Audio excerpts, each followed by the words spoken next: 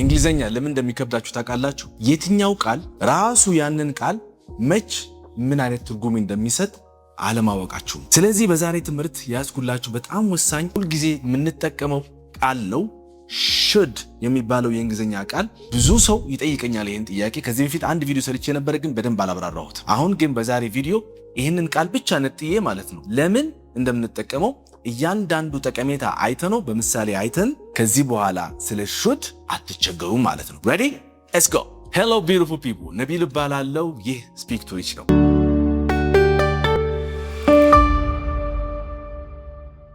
ከመጀመራችን በፊት የቴሌግራም ቻናላችን አሁን ተቀላቀሉ። እዛ ቃላቶች ኤክስፕሬሽንስ ብዙ ነገሮችን ትማራላችሁ።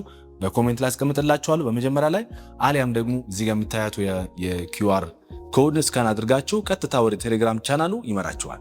ወደ ትምህርቱ እንመለስ። የመጀመሪያው የሹድ አጠቃቀም when you are giving advice ምክር ስትሰጡ should እንጠቀማለን። ኦኬ ለምሳሌ አንድ ጓደኛችሁ I'm always stressed ቢላችሁ ሁልጊዜ በቃ ጨንቀኛል። ከዛ እናንተ መምከር ፈለጋችሁ you should take a break you should take a break። ስለዚህ እረፍት ውሰድ ምን ያረጋችሁ ነው? ምክር እየመከራችሁ ነው ማለት ነው። አንዱ ደግሞ መጣላችሁና I feel unhealthy ወይም ደግሞ I don't feel like I'm fit ሰውነቴ ወይም ደግሞ I don't feel like I feel like I'm out of shape ቢላችሁ በቃ ከሰውነት ተራ ወጥቻለሁ። ከዛ በኋላ እናንተ አድቫይስ ማድረግ ፈለጋችሁ ወይም መናገር ፈለጋችሁ you should exercise ማለት ትችላላችሁ። you should exercise or you should work out ስፖርት ስራ። ስለዚህ አድቫይስ እየሰጣችሁ ነው ማለት ነው። አንድ ጓደኛችሁ ደግሞ ሁሉ ጊዜ ገንዘብ የለኝም እያላችሁ I don't have money I'm short of money ብሎ ያወራችኋል። ከዛ በኋላ እናንተ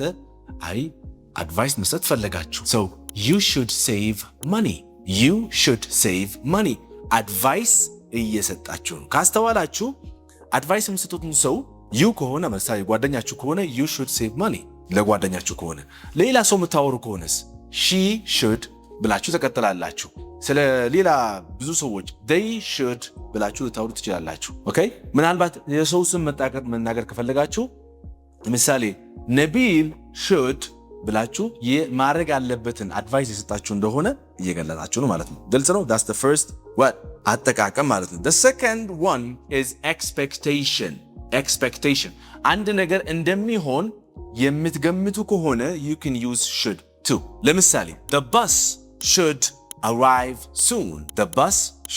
soon so in your mind you're expecting that the bus are going to arrive soon። ስለዚህ ሐሳባችሁ እዚህ ጋር ምንድነው? በኤክስፔክቴሽን ያረጋችሁ ወይም ደግሞ በግምት ይሄ ነገር እንደዚህ ይፈጠራል እንደሚፈጠር የምትገምቱት ነገር ሲኖር should እንጠቀማለን። this is the first example the bus should arrive soon ባሱ ቅርብ ጊዜ ሊደርስ ይችላል እያላችሁ ነው ማለት ነው። okay the meeting should start at 9 ስብሰባው 9 ሰዓት ላይ ይጀምራል ብላችሁ ትገምታላችሁ ማለት ነው እያላችሁ ነው ያላችሁት። the weather should be better tomorrow አየሩ ነገ የተሻለ ይሆናል ብላችሁ የምታስቡት የምትገምቱት ነገር ነው እያላችሁ ያላችሁት ማለት ነው።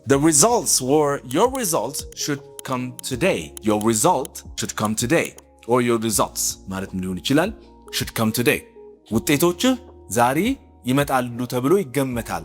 ስለዚህ በውስጣችሁ expectation የተናገራችሁ ነው ማለት ነው። the third one is responsibility ሶስተኛው አጠቃቀም ምንድነው? ከሹድ ጋር በተገናኘ responsibility ወይም ደግሞ ኃላፊነት ማለት ነው። say it again responsibility good job okay now እዚህ ጋር በተለይ ያንን ሰው የሆነ ነገር ኃላፊነት እንዲወስድ ልትናገሩ ከፈለጋችሁ you should ብላችሁ የምታወሩት ነገር ለምሳሌ you should respect others so you telling them they should take responsibility they should be better persons አይደለ? የተሻሉ ሰዎች እንዲሆኑ የነገራቸው ነው ማለት ነው። you should respect others ሌላ ሰዎችን ማክበር አለብህ እያለ ምን ያደረገው responsibility የነገረው ነው ማለት ነው።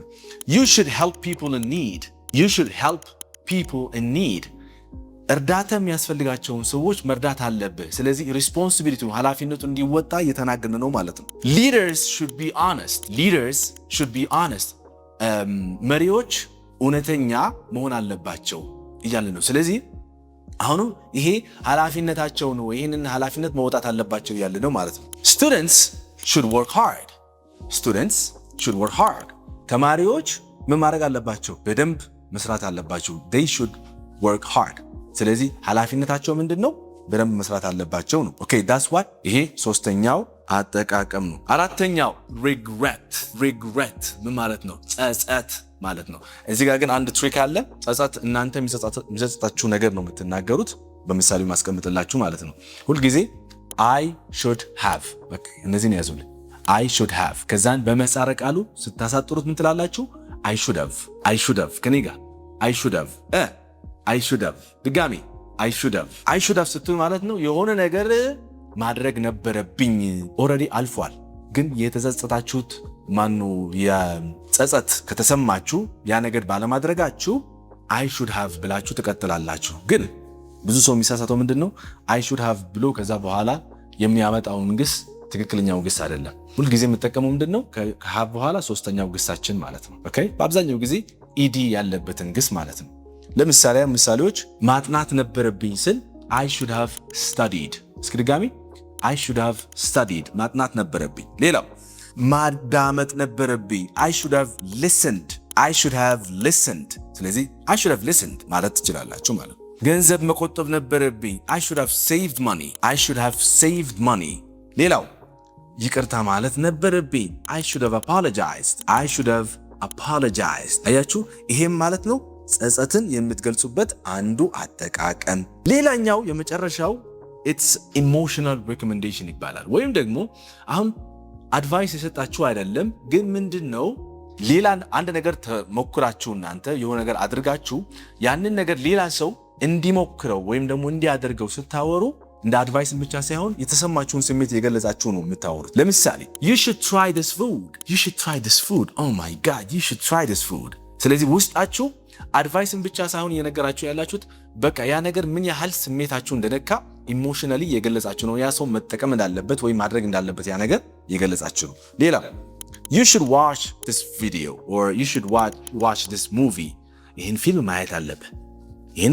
ማየት አለብህ በቃ ውስጣችሁን የነካችሁ ነገር አለ ማለት ነው። አድቫይስ ብቻ አይደለም ያደርጋችሁት ያላችሁት። ስለዚህ ኢሞሽናል ሪኮሜንዴሽን አለ ማለት ነው። you should meet my friend man he's the best you should meet my friend ስለዚህ ሪኮሜንድ የምታደርጉት ይሄ ጓደኛዬማ ማግኘት አለብህ ይሄን ፊልምማ ማየት አለብህ ልክ እንዲህ ስትሉ you should try this ወይ you should watch this movie ስትሉ ማለት ነው። you should visit Ethiopia. By the way, if you are out of this country or if you're living abroad and you are from the diaspora community, I recommend you to visit Ethiopia because it's a beautiful country, authentic, full of nature, full of beautiful, venues and beautiful places to visit.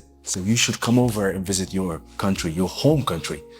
እሺ ስለዚህ ለማንኛውም you should visit this country ሲባል ይሄንን ሀገር መጎብኘትም አለብህ የተባለ ነው ማለት ነው። you got it? so እነዚህን mainly should የምንጠቀምበት እነዚህን 5 አጠቃቀሞች ናቸው። ከዚህ ውጭ ብዙም አታገኙም። ይሄ ነው የዛሬ ትምህርት። በጣም ቀላል ነው አይደል? ሲምፕል ነው። እስኪ ምሳሌዎች አልኩኝ ምሳሌ ሳይሆን ለእናንተ የቤት ስራ የምሰጣችሁ ነገር አለ። ከዛን እሱን በኮሜንት ላይ ጽፉልኛላችሁ። አረጋና አትረሱ። እነዚህን የምታያቸው ማለት ነው። ከነዚህ የመጀመሪያው choose the correct answer የሚለውን ትክክለኛውን ቃል ከነዚህ 4 ምሳሌዎች እያንዳንዱ አንድ ምሳሌ አለ። የትኛው ትክክል አይደለም የሚለውን ትመርጣላችሁ። የመጀመሪያው you should study ወይስ you should study ይሄ የመጀመሪያው የትኛው ትክክል ከነዚህ 2 ማለት ነው። ሁለተኛው I should have called you ወይስ I should call you የትኛው ነው? I should have called you ወይም I should called you እሱን በኮሜንት ላይ ጽፉልኛላችሁ። ሶስተኛው he should goes ወይስ he should go የትኛው ትክክለኛው? እሱን በኮሜንት። አራተኛው the bus should arrive soon ወይስ the bus should arrive soon ከሁለቱ የትኛው ነው? አሁንም በኮሜንት ጽፉልኛላችሁ። የቤት ስራችሁ ነው። ይሄው ነው የዛሬ ትምህርት። በሚቀጥለው ደግሞ አዲስ ትምህርት ይዤላችሁ እመጣለሁ። እስከዛው በቸር እንቆይ። ሰላማችሁ ይብዛልኝ።